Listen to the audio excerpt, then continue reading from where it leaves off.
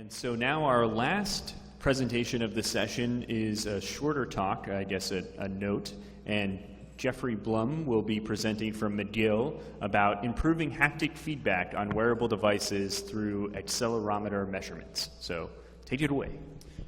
Great, thanks so much. So I'm Jeff Blum, I'm at McGill University, and I'm going to talk to you, as he said, about improving haptic feedback on smartwatch, in this case, using a sensor that's already built into the device. So this was motivated by the observation that if you're sitting still in a room, it's very easy to feel even a small vibration on your wrist. And yet as soon as you start moving or walking, that exact same stimulus, especially if you're riding on a bumpy road in Montreal on your bike, that'll go completely unnoticed. You miss it completely. So the fact that motion, among many other factors, will reduce your tactile perception is well established. So Post et al. Did a study where they found when you were moving your arm, you were less sensitive to vibrations. Carre et al. Did a study where they had you either sitting or walking on a treadmill and your perception dropped when you were walking. And Anderson et al. Did a study where they brought people into a lab environment, got a baseline perception rate for some stimuli, and then they sent those people out into an urban environment. So they not only had motion walking around, they gave them a distractor task of taking pictures of interesting things. It was a noisy environment, and they also saw a perception drop. And they also proposed that technique logistic regression would be the appropriate method for analyzing such studies. And as we view our study as an extension of this work, you'll see we use some of those same techniques. But what we found unsatisfying about some of this previous work was that it was very binary, very categorical. You were either indoors in a lab or you were outdoors. You were either sitting or you were walking. And we thought that that could miss a lot of nuance that would be important for knowing whether you were going to feel a vibrotactile stimulus. So for example, I'm standing here right now and a classifier would say I'm not running, I'm indoors, so I should be able to feel it. And yet if I make a gesture and I get a vibration at just that time, I could very well miss it. So we proposed, why don't we try to measure the amount of motion at the site of the stimulus using the accelerometer in the watch and see if that correlates to whether you actually feel the stimulus, with the hypothesis that the more prior motion there is just before the stimulus, the less likely that you're going to be to feel it. And secondly, could we find this effect, and would it be strong enough to be evident even in an uncontrolled in the wild experiment? So whereas most other studies, they bring people in for an hour, maybe two, would this persist if people used it in their daily lives, so during work, during exercise, while they were out and about, or would it be lost in the noise of all the other confounding variables? So if our hypothesis is correct, this leads to several benefits. One is, if you go to the Pebble users forums where they discuss the Pebble smartwatch, you'll find a thread there about how annoying and loud the vibration motor is. And this is because they have no idea if you're sitting still or operating a jackhammer. And so they will always give you a very strong stimulus to make sure that you don't miss your notification. Well, if we can detect that you're basically motionless and that you're likely to perceive a much smaller stimulus, we can turn it down so that it's not as annoying to you and not as annoying to the people around you who have to hear it. If we're not always actuating at the maximum rate, that also means we'll use less power, which is increasingly important as our devices get smaller and smaller. And if you're a manufacturer making a new device, you may be able to get away with using a smaller actuator than you otherwise would, because if you detect that even with your small actuator, it's not going to be able to notify someone because of their motion, maybe you can wait a few seconds, and when that motion stops, then you give the notification when they're still. Or maybe you go to a backup notification method like sound, because you know that your small actuator just isn't going to be able to notify them. And then last, and perhaps most important to this audience, we propose that in the future, such techniques would be able to give you perceptually equivalent haptic stimuli regardless of your motion. So another thing that Anderson et al. Found was that when people moved from the indoor environment to the outdoor environment, even if they still perceived a stimulus, they thought that it was less intense than when they were in the lab. And so they perceived it, but it didn't feel the same. So if you're trying to generate haptic feedback that not only is just a binary notification, but that, say, vibrates stronger the more important the notification is, there can be confusion depending on your circumstance about how important it is because it feels different. So if we know that we should bump it up because you have a lot of motion, maybe we can make it perceptually equivalent. So we wanted to know if our hypothesis was correct, so we ran a user study. We gave a Pebble smartwatch, the original one, to participants, and they wore it on their wrist just like a normal watch, and we let them go for multiple days in their daily routines, and from time to time we'd give them a small vibration, and if they felt it, they'd push a button on the watch to let us know, yep, I felt that one. We had 7 participants, 2 female, skewed to the early 20s, but going up to age 47. We only gave 1 vibration stimulus every 3 to 10 minutes because we really wanted people to re-engage with whatever they were doing as they would for a normal notification, say email coming in. And the magic sauce, of course, is that we sampled with the accelerometer before each stimulus at 50 hertz. It has a range of minus to plus 4 Gs to get the amount of motion before it. We had 4 different stimuli that we gave to participants. There were 2 durations, either 100 milliseconds or 200 milliseconds, and then we also varied the intensity with 2/10 maximum or 4/10 maximum. The Pebble does not allow you to control that, so we used our own pulse width modulation, or PWM, and the idea there is that you drive the motor only for a part of every 10 milliseconds, and then you turn it off, and then you turn it back on and off. So that pulsing, you don't perceive the gaps, but it feels like a less intense stimulus. So for 2/10 intensity, we turn it on for 2 milliseconds, and then off for 8, and then repeat that to get the duration that we need. So what do we do with this data once we have it? Well, the first thing we do is we take each accelerometer sample, and we remove gravity to just keep the dynamic acceleration. So for that, we use a simple high-pass filter that can easily be implemented on a wearable device. And then I've been kind of fuzzy about what prior acceleration or prior motion means. The way that we define it in the paper is we take the 3-axis acceleration, we find the magnitude of the vector that forms, and then we take the average of that over the half second leading up to the vibration. So what that gives us is one single number that summarizes the amount of activity just before the stimulus. We then look in our log file for each stimulus and we say, well, did we see the button press within 8 seconds of the stimulus starting? And if so, we count that as perceived, and if not, they missed that stimulus. People were typically pretty fast to respond with a mean of 2.8 seconds. So we had over 3,000 total stimuli in the study with overall, across all conditions, 63% perceived. And I won't go into details, but there were different numbers of samples per participant due to different numbers of days that they used it, and also some technical problems with some data loss due to the Pebble logging system. We talk about how we account for that in the paper.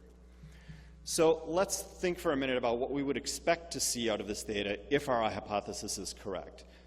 So what I would expect to see on the x-axis here is that prior acceleration that I just defined.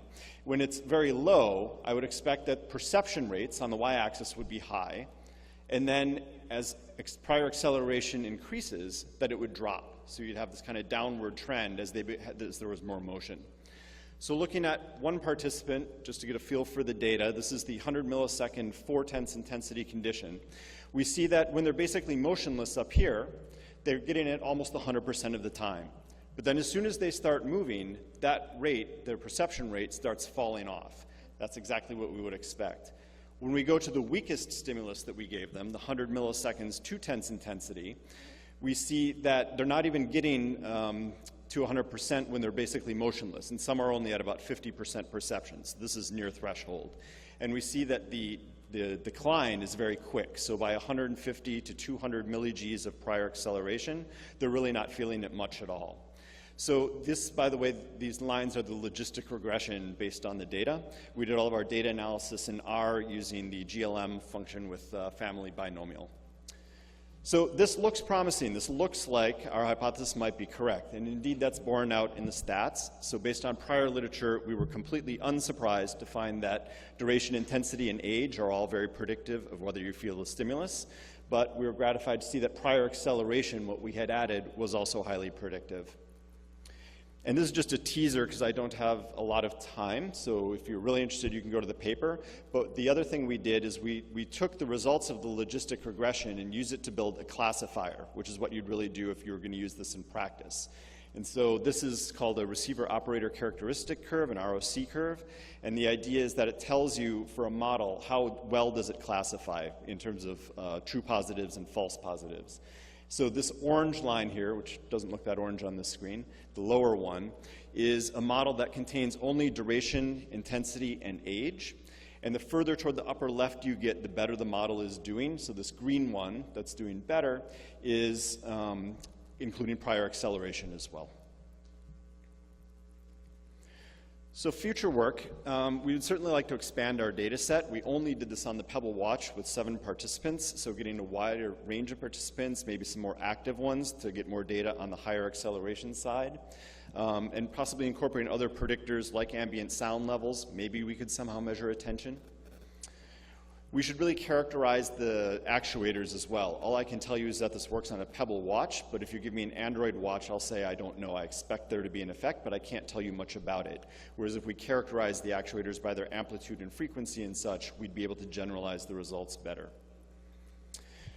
As we get more data, I suspect that machine learning techniques as alternatives to the relatively conservative logistic regression could do a better job of classification.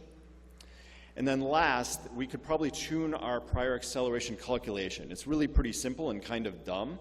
So one thought that we've had, for example, is if you have an eccentric rotating mass motor, it spins. So if you're wearing your watch, you're going to get a lot of vibration in this plane. So it's possible that motion in those axes may mask that vibration more than in the axis in which it's not vibrating. So maybe we should be weighting the components of that acceleration vector differently depending on the actuator. Because a linear resonant actuator, an LRA, might be only really in one axis. And so you'd actually have the opposite effect from an ERM.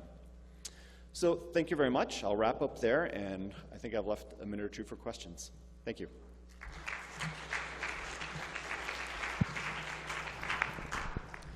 Great. So we do have a few moments before lunch for questions. So just raise your hand, and then the SV will come over to you. There's one. So.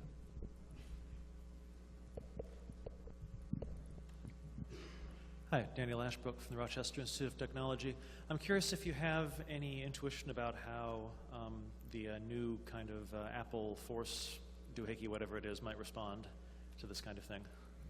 The short answer is I have no idea. I've played with that device in the Apple Store a bit, so it's very exciting, obviously. I suspect that the overall effect, since there's been so much previous work about motion masking vibration stimuli, I mean, the curves will look different, but my gut is the effect is going to be there for sure. So, thanks. Sure.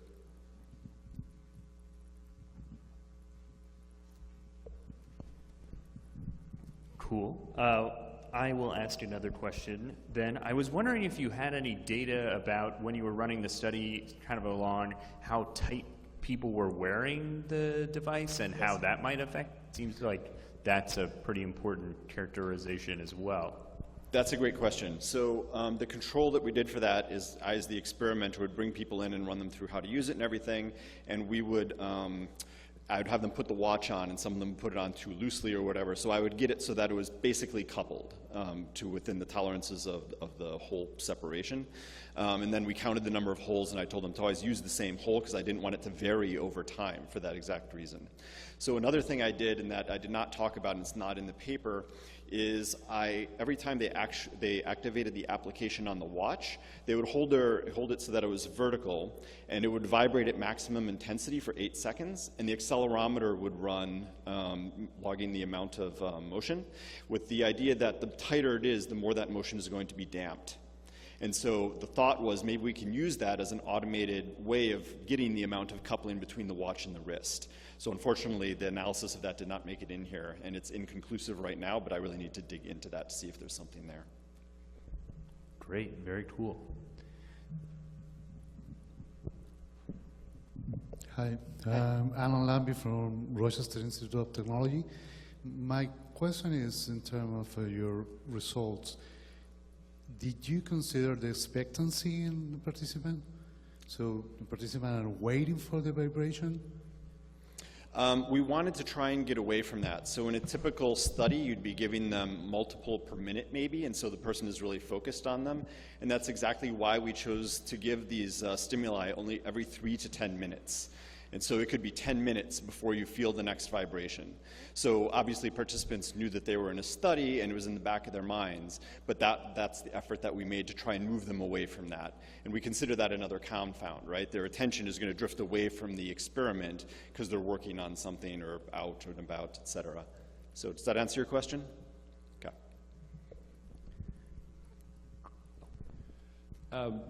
Did you see any phantom vibration that might have happened?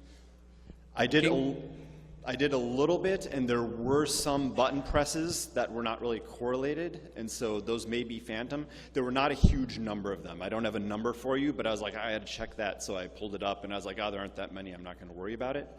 The other thing that we did that you may have seen on the user interface screen, this is sort of related to your question, is because they were in their daily lives, we didn't want them to be like driving and then feel like they had to get to the button right away, or they're cooking a chicken and they're all full of grease and they don't want to touch the watch. There were actually 2 buttons they could push. So one within 8 seconds, the lower button, or if they said, I felt it, but I couldn't get to the button right away, I'm going to push the top button instead.